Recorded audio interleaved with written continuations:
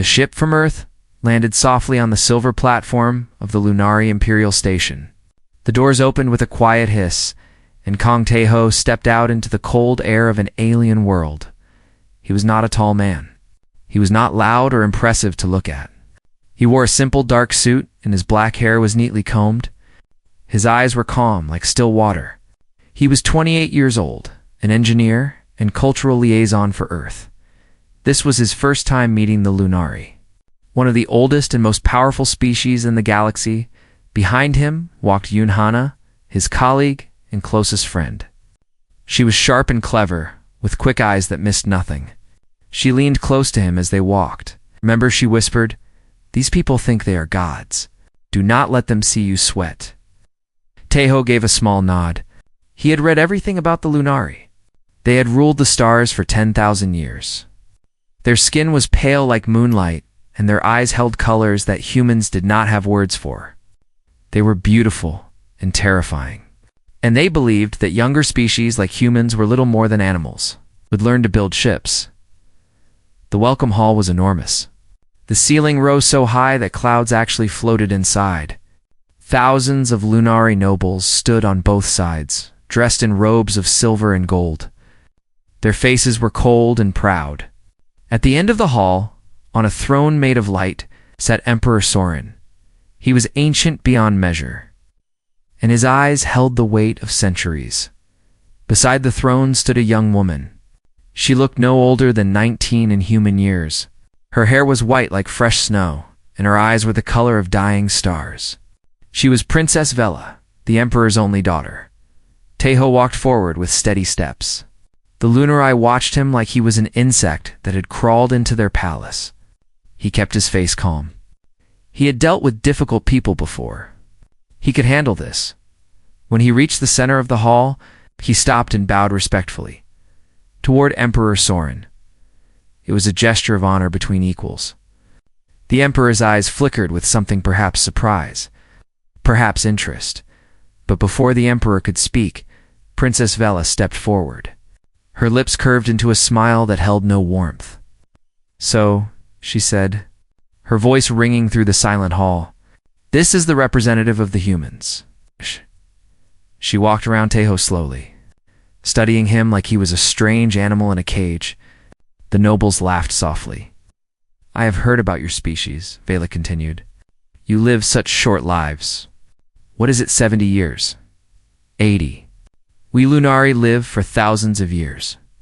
By the time I finish my morning tea, your entire generation will be dust." More laughter from the crowd. Taeho said nothing. His face remained still. Vela stopped in front of him and tilted her head. "I am told you wish to shake hands? Is that your custom? How? Primitive." She held up her pale hand and wiggled her fingers mockingly, like beggars asking for coins. "Tell me, human, why should the Lunari Empire lower itself to touch the hand of a species that was still living in caves when we had already conquered galaxies?" The laughter grew louder. Some of the nobles clapped with amusement. Hannah's hands tightened into fists at her sides. Her face was red with anger. But Taeho gently touched her arm, telling her to stay calm. Vela smiled wider, clearly enjoying herself. "Perhaps you should kneel," she said. "That would be more fitting for your kind. Kneel before me and I might allow you to speak to my father." The hall fell silent. Everyone waited to see what the human would do. Would he kneel? Would he beg? Would he cry? Taeho looked at Princess Vela for a long moment. His eyes were not angry. They were not sad. They were simply empty. Like he was looking at something that no longer mattered to him. Then he turned away from her. He faced Emperor Soren and bowed once more, a bow of respect. "But also a farewell, Your Majesty," Taeho said. His voice quiet but clear. "I thank you for your invitation. But I see now that Earth has made a mistake in coming here. We will not waste any more of your time." He turned and began walking toward the exit. The silence in the hall was absolute. No one moved. No one breathed. In 10,000 years of lunar history, no species had ever walked away from them. Every other race had begged, pleaded, and crawled for the chance to be their ally. But this human simply left. Vila's smile vanished. Her face twisted with confusion and then anger. "Stop," she commanded. "I did not give you permission to leave. Do you know who I am? I am Princess Vela of the Lunari Empire. You cannot just—" Tejo did not stop. He did not look back. He walked through the great doors and disappeared into the corridor beyond. Hannah followed him, but not before turning to give Vila one last look of pure disgust.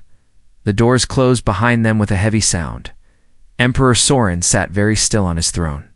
His ancient eyes were fixed on the doors where the humans had vanished.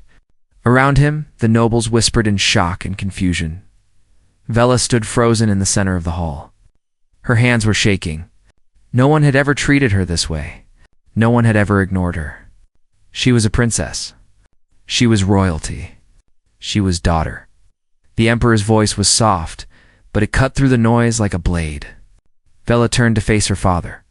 For the first time in her life, she saw disappointment in his eyes. "What have you done?" he asked quietly. Vela opened her mouth to answer, but no words came out. She did not understand. She had only done what she always did. She had reminded a lesser species of their place. So why did it feel like she had just made the biggest mistake of her life? Outside the station, Tejo stood by the window of his ship and looked out at the stars. Hannah stood beside him. "That was either very brave or very stupid," she said. "Maybe both," Tejo replied. His voice was calm, but his hands were trembling slightly. "But I will not beg for respect, Hannah, not from anyone. If they want Earth as an ally, they will have to learn that we are not their servants." Hannah smiled and placed a hand on his shoulder. "Then let us show them what happens when you insult a human." Tejo nodded slowly. The game had just begun. The news spread across the galaxy like fire through dry grass. Within hours, every species, every station, every planet knew what had happened. A human had walked away from the Lunari Empire. A human had refused to kneel before Princess Vela. A human had chosen dignity over alliance. Some laughed at the foolishness of Earth.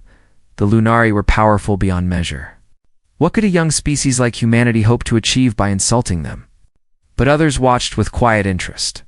Perhaps they thought there was more to these humans than anyone had believed. On the Lunari Imperial Station, chaos had erupted. The nobles argued among themselves. Some demanded that the humans be punished. Others worried about what this would mean for the Empire's reputation. For 10,000 years, every species had bowed to them. Now, suddenly, the universe was watching a different story unfold. Emperor Soren sat alone in his private chamber. His face was unreadable, but inside his thoughts were troubled. He had lived for thousands of years. He had seen empires rise and fall. He had watched countless species beg for his favor, but he had never seen anyone do what that young human had done. There was something in Kang Tejo's eyes that stayed with the emperor. It was not anger. It was not fear. It was something else, something the Lunari had forgotten long ago. It was self-respect. Meanwhile, Princess Vela had been confined to her quarters by her father's order. She paced back and forth like a caged animal, her beautiful face twisted with anger and confusion. "This is ridiculous," she muttered to herself. "I did nothing wrong. I simply told him the truth. Humans are inferior. Everyone knows this. Why is father punishing me?" But deep inside, a small voice whispered doubts that she did not want to hear. 3 days later, Earth made its move. Yunhana appeared on every galactic news channel with a formal statement from the human government. "Earth has withdrawn from all negotiations with the Lunari Empire," she announced, her voice calm and steady. "We came seeking partnership between equals. Instead, we were met with insults and disrespect. Earth does not negotiate where its dignity is not recognized. We will find other allies." The statement was short, but its effect was enormous. Within a week, the Velith Consortium, the Lunari's greatest, reached out to Earth. The Velith were a powerful federation of species who had long resented Lunari dominance. They saw an opportunity in Earth, accepted their invitation. When the Lunar learned that humans were now talking to the Velith, panic spread through the imperial court. For centuries, the balance of power in the galaxy had remained unchanged. The Lunari were at the top. Everyone else fought for second place. But humans possessed something that changed everything: quantum. Engineering human scientists had discovered a new way to fold space, making travel between stars faster and cheaper than ever before. Every empire in the galaxy wanted this technology. The Lunari had planned to take it through their alliance with Earth. Now, that technology might go to their enemies instead. Emperor Soren called an emergency meeting of his advisors. The great hall that had witnessed Teo's departure was now filled with worried faces. "This is a disaster," one advisor said. "If the Valith gain human technology, they will become a threat to our empire." "We must force the humans to return," another suggested. "Send a fleet. Show them what happens when they insult the Lunari." But Emperor Soren raised his hand and silence fell. "Force," he said quietly. "You wish to make enemies of a species that walked away from us, rather than accept insult? Do you think they will kneel if we send ships? No, they will fight. And the entire galaxy will watch us struggle against a species we called primitive." The advisors looked at each other nervously. The Emperor was right. "There is only one way to fix this," Soren continued. "We must admit that a mistake was made. We must show that the Lunari can recognize their errors." He turned his ancient eyes toward the door of the great hall. "Bring my daughter." When Vila entered, she held her head high. She refused to show weakness, even now. But when she saw her father's face, something cold touched her heart. "Daughter," the Emperor said, "do you understand what you have done?" "I did nothing wrong," Vila replied, but her voice wavered slightly. "I only reminded that human of his place. His place." Soren leaned forward. "And what place is that? Below us? Beneath our feet?" He shook his head slowly. "I have lived for 5,000 years, Vela. I have watched species rise from nothing and become great. I have seen proud empires crumble into dust because they could not change." He stood from his throne and walked toward her. "The humans have existed for barely a moment compared to us. And yet, in that moment, they have survived ice ages, plagues, wars, disasters that would have destroyed any other species. They crawled out of the mud and reached the stars. They did not ask for permission. They did not beg for help. They simply refused to die." Vila stared at her father. She had never heard him speak about any species this way. "That young man who stood before you," Soren continued, "he did not leave because he was weak. He left because he refused to sacrifice his honor for our approval.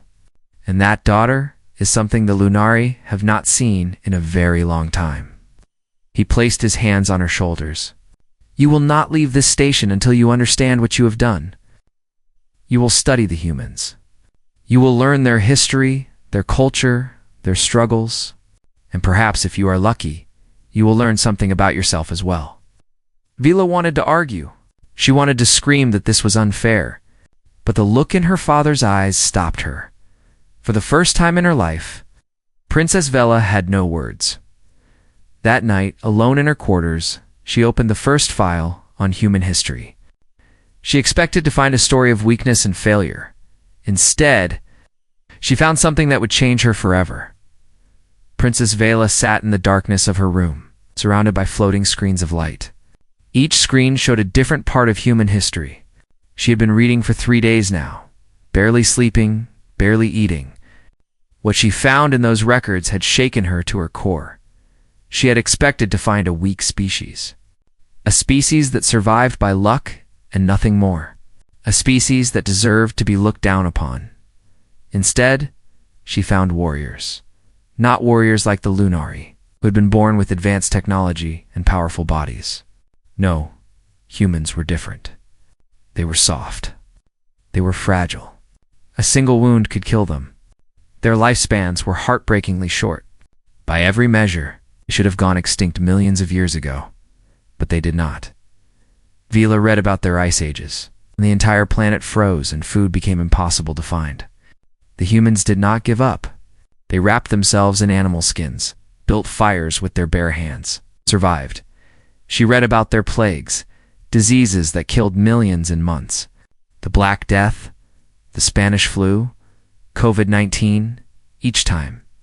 The humans buried their dead, mourned their losses, and kept going. They built hospitals. They created medicines. They refused to let death win.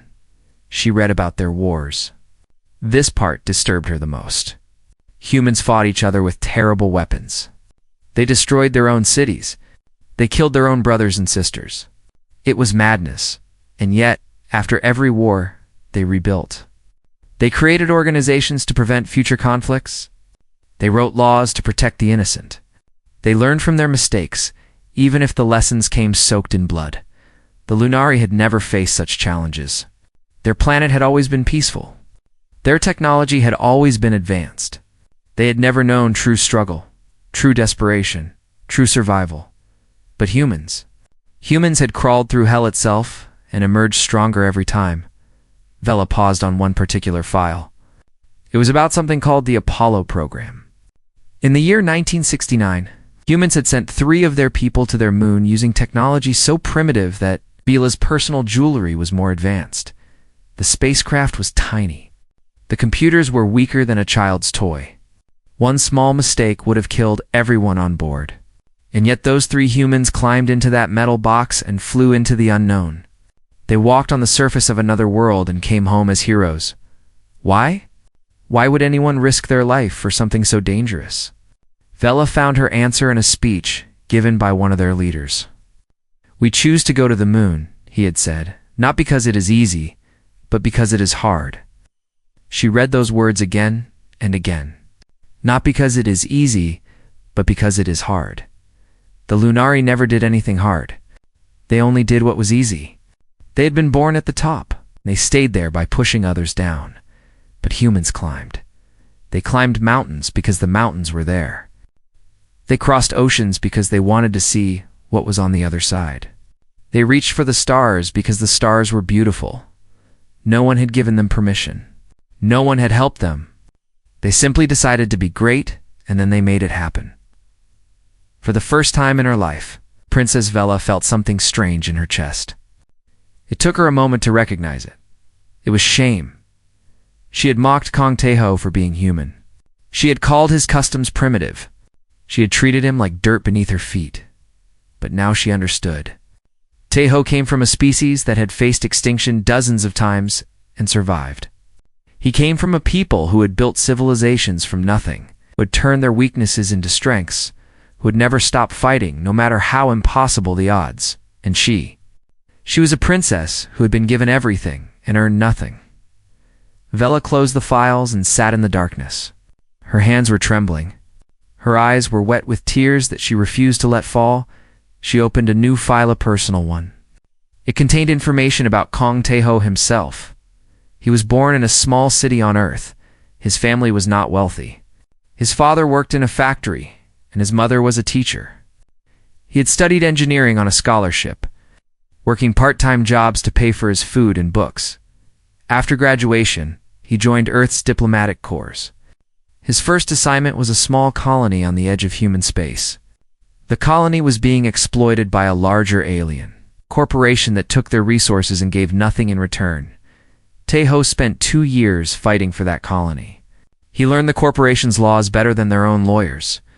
He found loopholes, gathered evidence, and built a case so strong that the Galactic Trade Council had no choice. But to rule in the colony's favor, he did not do it for fame. He did not do it for money. He did it because it was right. Vela watched recordings of his negotiations. She saw how he spoke, calm, patient, never raising his voice. She saw how he treated everyone with respect, from the highest officials to the lowest workers. She saw how he listened more than he talked, learned more than he assumed, and she saw the moment in the Lunari Great Hall. When she had mocked him in front of thousands, she watched his face. She had thought he looked weak when he did not respond to her insults. Now she understood that she was wrong. He was not weak. He was in control. He did not respond because her words did not matter to him. She was nothing but noise, a spoiled child throwing a tantrum. He had walked away not because he could not fight, but because she was not worth fighting. That realization hit Vela. like a physical blow. She was not worth fighting for a long time. She sat alone in the dark, thinking about who she was and who she wanted to be. When morning came, Princess Vela made a decision. She did not know if it would work. She did not know if Taeho would ever forgive her. But she knew that she had to try. She had spent her whole life taking. Perhaps it was time to learn how to give. The small transport ship landed on Platform 7 of the human station. It was a tiny vessel, old and unremarkable, nothing like the golden ships of the Lunari Empire. Princess Vela had chosen it on purpose. She did not want to arrive like royalty. She wanted to arrive like someone who was willing to learn. She had left the Lunari station in secret, telling no one except a single, trusted servant. Her father would be furious when he discovered her absence. The imperial court would be scandalized. A princess of the Lunar Empire, traveling alone to a human station? It was unthinkable. But Vela no longer cared what was thinkable. The human station was called Haven. It was a place where refugees from across the galaxy came to find safety and new beginnings. Humans had built it with their own hands, and they welcomed anyone who needed help, regardless of species. Regardless of politics, Vela had learned that Kong Taeho was working here now. After leaving the Lunari, he had requested a transfer to Haven. He wanted to help people, not play political games. As Vela walked through the station's corridors, she felt like a stranger in an alien world, which she realized she was. The halls were crowded with beings of every shape and size. Some had scales. Some had feathers. Some had tentacles. They moved around each other with practiced ease, nodding and smiling as they passed.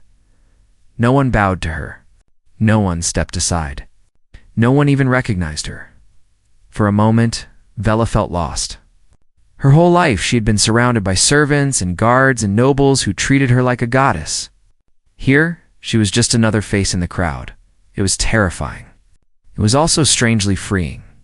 She asked a passing worker where she could find the engineering section. The worker, a human woman with kind eyes, gave her directions without asking why she wanted to know. "New here?" the woman asked. Vela nodded, not trusting her voice. The woman smiled. "Don't worry. Everyone's a little lost at first. You'll find your way." Vela thanked her and continued walking.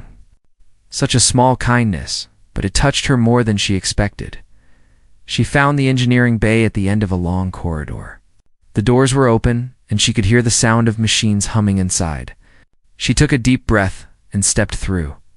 The bay was large and messy, filled with tools and spare parts and half-finished projects. Workers moved between the machines, calling instructions to each other. In the center of it all, kneeling beside a water filtration unit, was Kong Tae-ho. He wore simple work clothes, stained with grease and sweat. His hands were dirty. His hair was messy. He looked nothing like the dignified diplomat who had stood in the Lunari Great Hall. He looked real. Vela stood at the entrance, watching him work. He was explaining something to a young alien girl who sat beside him, a refugee child, probably. His voice was patient and gentle. When the girl made a mistake, he did not scold her. He simply showed her the correct way and encouraged her to try again. This was the man she had insulted. This was the man she had called primitive. Vela felt her throat tighten. Taeho glanced up and saw her. His hands stopped moving. His face showed no emotion, no surprise, no anger, no welcome. He simply looked at her with those calm, steady eyes. "Princess," he said quietly. The workers around them fell silent. They stared at Vela with confusion and suspicion. A Lunari princess in a human refugee station. It had to be some kind of trick. But Vela ignored them. She walked forward slowly, her heart pounding in her chest. When she reached Taeho, she stopped. For a long moment, neither of them spoke.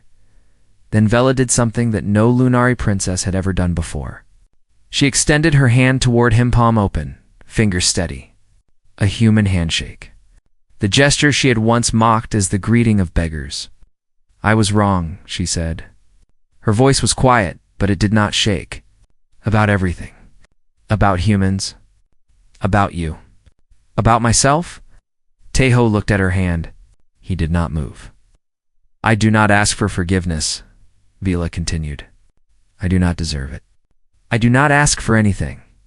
I only came to say that I am sorry. And to tell you that I want to change. The silence stretched on. Vila's arm began to ache from holding it out, but she refused to lower it. Finally, Teho spoke.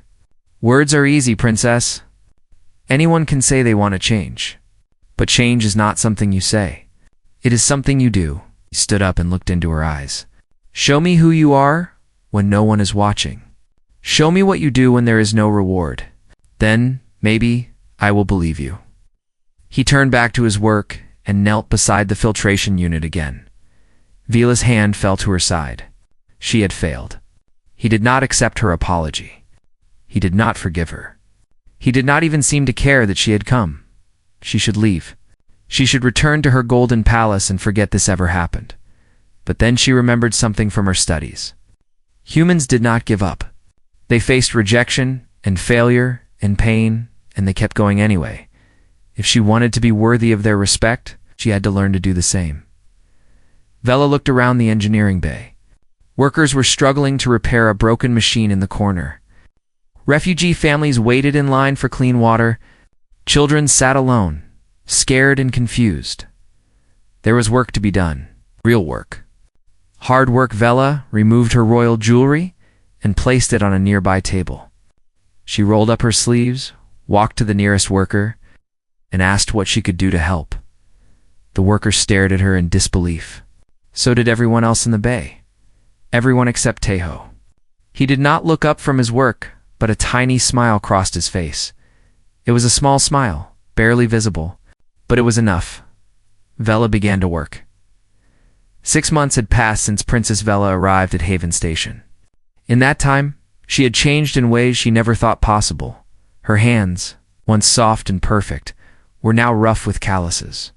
Her royal robes had been replaced with simple work clothes. Her white hair, always carefully styled by servants, was now tied back in a messy knot. She woke up early every morning and worked until late at night, doing whatever needed to be done. She cleaned floors. She repaired machines. She carried supplies. She served food to refugees. She taught children how to read. She did the work that she once believed was beneath her. And slowly, impossibly, she began to feel proud. Not the false pride of royalty, the kind that came from birthright and titles and golden crowns. This was different. This was the pride of someone who had earned their place. Through sweat and struggle, the other workers had been suspicious of her at first. A Lunari princess scrubbing toilets? It had to be a joke. But as the weeks passed, they began to accept her. She never complained. She never demanded special treatment. She simply worked alongside them, equal to equal. Even the refugee children loved her now. They called her Miss Vila and ran to hug her when she arrived each morning. She told them stories about the stars and taught them games from her homeworld. For the first time in her life, Vela felt like she belonged. Her relationship with Teho had changed too. In the beginning, he barely acknowledged her. He watched her from a distance, waiting to see if she would give up and leave. She did not give up. Slowly, his coldness melted.